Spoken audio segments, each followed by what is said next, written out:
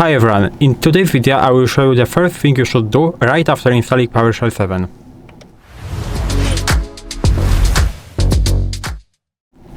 So first of all, of course, you have to open the PowerShell 7. You can do it right there, and you have to just type in PowerShell 7 right here, and we will run it as an administrator. So we have to press on that, and we have to press yes.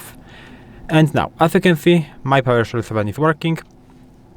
And what we can do after installing PowerShell 7. First of all, we can check the version of our PowerShell, basically to make sure that we installed the right one. So we can type in the command like this. So PSVersionTable. As you can see, it is filling automatically, and I can press enter. As you can see, for me, this is a PowerShell version 7.6.0. So everything is right. This is the newest version that can be installed for now, because I did it like 10 minutes ago.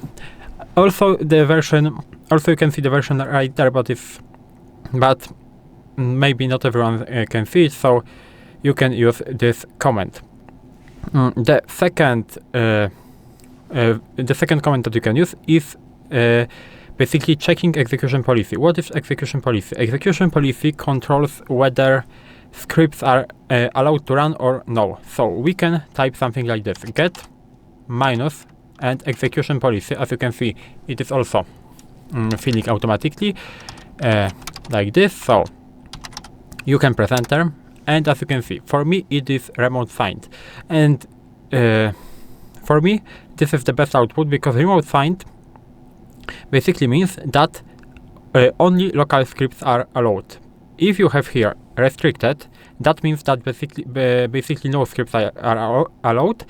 If you have here unrestricted, that means that everything is allowed, and for me it is not really safe, and I would recommend to change that to RemoteSigned. How can you change that? You can change that by typing in not get but set now execution policy, and as you can see here you have the command, because I did it before to test it. So execution policy, and now we have to specify the value, so it will be RemoteSigned like this, and now we have to specify the scope, and the scope will be for the current user like this. Now it will work. You can press enter, and you can again check your command Get-ExecutionPolicy like this. I forgot the Y. As you can see, it is RemoteSigned.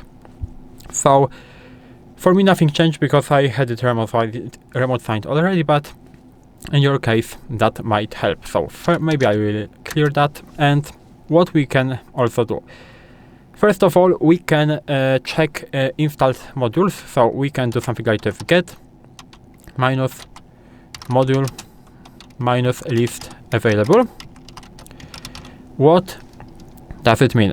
Basically, we will print all the modules from our PowerShell system, and by doing this, you can check if you have everything that you want to. And another command that you can use is basically check basic commands. So by typing in for something like get and process,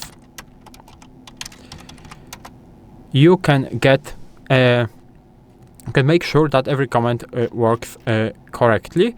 So as you can see, we have Winget, we have some other tools that you can use in this PowerShell 7, and this is why it might be so useful. Also, you can type in something like this. So maybe I will again clear that, and you can type in $sign and profile like this. As you can see, by doing this command, you will get your path to your PowerShell. And this is basically what you can do after installing PowerShell 7 on Windows. If you found the video helpful, please leave a like, subscribe to the channel, and I hope to see you in the next videos.